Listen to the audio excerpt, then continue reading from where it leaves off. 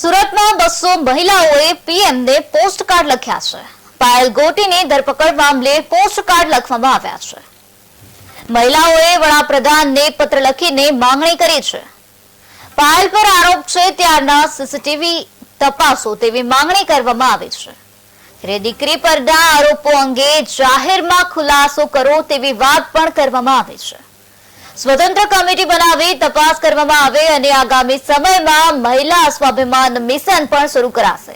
ત્યારે સુરતથી દરરોજ હજારો મહિલાઓ પત્ર લખશે. મહિલાઓ દ્વારા પોસ્ટકાર્ડ લખવામાં આવ્યા છે. આ સાથે દીકરી પરના આરોપો અંગે જાહેરમાં ખુલાસો કરો તેવી માંગણી કરવામાં આવી છે. વડાપ્રધાનને પત્ર લખીને મહિલાઓએ માંગણી કરી છે.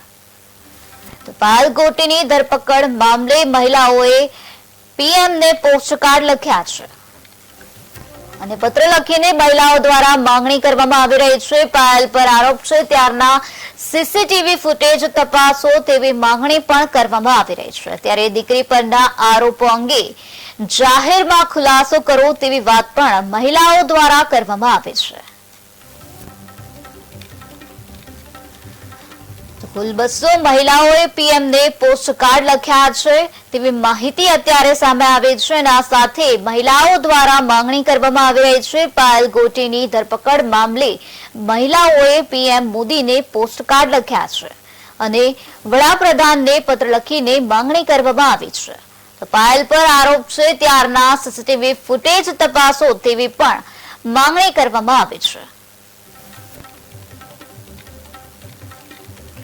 તો આ સાથે જ સ્વતંત્ર કમિટી બનાવીને તપાસ કરવામાં આવે તેવી પણ વાત કરવામાં આવે છે. ત્યારે હવે આગામી સમયમાં મહિલા સ્વાભિમાન મિશન શરૂ થશે અને સુરતથી દરરોજ હજારો મહિલાઓ પત્ર લખશે.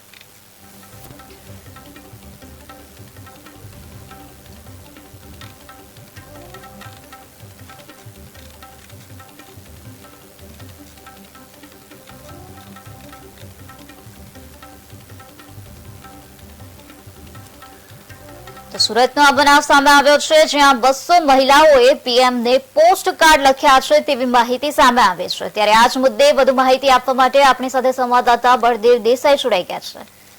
જી બળદેવ, 200 મહિલાઓએ પીએમને પોસ્ટકાર્ડ લખ્યા હોવાની માહિતી અત્યારે સામે આવે છે. શું છે વધુ માહિતી? આપને જણાવી દઉં કે અમરેલીમાં પાયલ ગોટી નામની મહિલાને પોલીસ દ્વારા સરઘસ કાઢવાનો મામલો હવે રાજકીય તોલ પકડી રહ્યો છે. સમગ્ર ગુજરાતમાં મામલો પ્રસર્યો છે. ત્યારે સુરતમાં પણ મહિલાઓ દ્વારા વડાપ્રધાન નરેન્દ્ર મોદીને પોસ્ટકાર્ડ લખવામાં આવ્યા હતા. ખાસ કરીને જે મહિલા ઉપર પોલીસ દ્વારા જે અત્યાચાર ગુજારવામાં આવ્યો છે ત્યારે ન્યાયની માંગણી સાથે સુરતના વરાછા ખાતે 200 મહિલાઓ વડાપ્રધાન નરેન્દ્ર મોદીને પોસ્ટકાર્ડ લખી અને દીકરીને ન્યાય આપવાની માંગ કરવામાં આવી છે. સુરત સહિત સમગ્ર ગુજરાતમાં પાયલ ગોટીના સરઘસનો મામલો હવે જોરશોર પકડી રહ્યો છે. ત્યારે સુરતમાં પણ વડાપ્રધાન નરેન્દ્ર મોદીને પત્ર લખી અને પાયલ ગોટીને ન્યાય અપાવવાની માંગ કરવામાં આવી. જી બળદેવ, કઈ બાબતને લઈને મહિલાઓએ માંગણી કરી છે? બિલકુલ આપને જણાવી દઉં કે પાયલ ગોટી જે લેટર કાંડ પાયલ ગોટીને પોલીસ રાતોરાત ઉઠાવી ગઈ હતી અને સમગ્ર મામલે પાયલ ગોટીને બીજા દિવસે મુક્ત કરવામાં આવ્યા હતા. પરંતુ માત્ર ટાઈપિંગ લેટરમાં કરવામાં પાયલની ભૂમિકા હતી.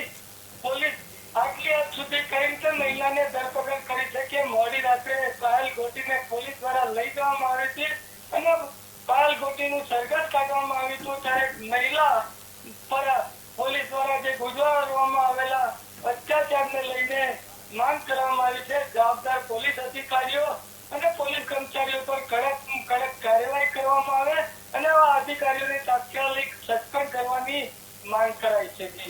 જી બળદેવ, આગામી સમયમાં મહિલા સ્વાભિમાન મિશનની પણ વાત સામે આવી છે. બિલકુલ આપને જણાવી દઉં કે મહિલા સ્વાભિમાનને લઈને સમગ્ર મુદ્દો મહિલાઓએ પોતાના સ્વાભિમાન સાથે જોડ્યું છે.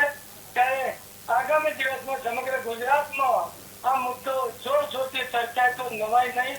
તમામ મહિલાઓ આ સમગ્ર ગુજરાતમાં મહિલા પર થયેલા અત્યાચારની જે વાતને ગામડે ગામડે સુધી પહોંચાડશે અને પાયલ ગોટી સાથે દોષીને ન્યાય અપાવવાની માંગ કરાઈ છે. જી શ્રી વરદે સમગ્ર માહિતી આપવા બદલ આભાર. તો આગામી સમય દરમિયાન મહિલા સ્વાભિમાન મિશન શરૂ થશે અને જેમાં દરરોજ હજારો મહિલાઓ પત્ર લખશે તેવી પણ માહિતી સામે આવે છે. તો સુરતમાં 200 મહિલાઓએ પીએમને પોસ્ટ કાર્ડ લખીને રજૂઆત કરી છે.